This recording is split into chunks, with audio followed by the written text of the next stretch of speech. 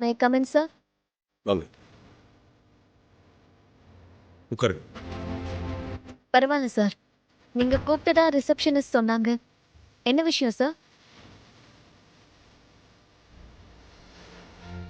காலையிலேருந்தே பார்த்துட்டு இருக்கேன்.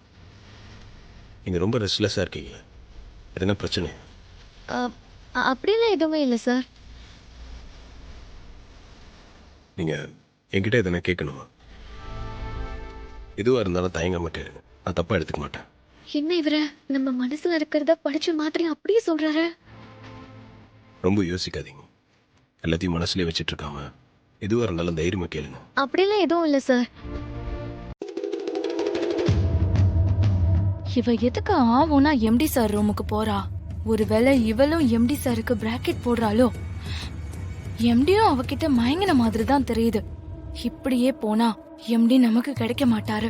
அவளை ஏதாவது செஞ்சு அடக்கி வைக்கணும். அப்பதான் எம்டி நமக்கு கிடைப்பாரு. சரிங்க, எதுவும் இல்லைன்னா விட்டுருங்க. இதை கேட்கறதுக்காக தான் அவங்கள கூப்பிட்டேன். நீங்கள் போகலாம்.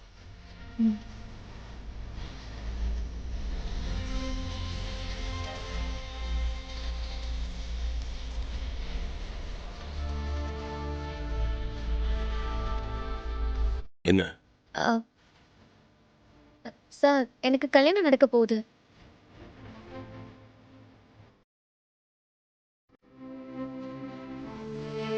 இது எதுக்கு என்கிட்ட சொல்கிறீங்க?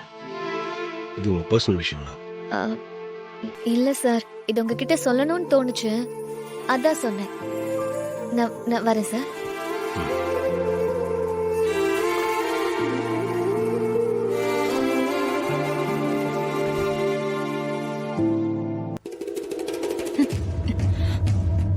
அப்படி என்ன பேசிருப்பா? இருக்கட்டும், இவளை விடக்கூடாது. ஏதாவது செய்றேன்.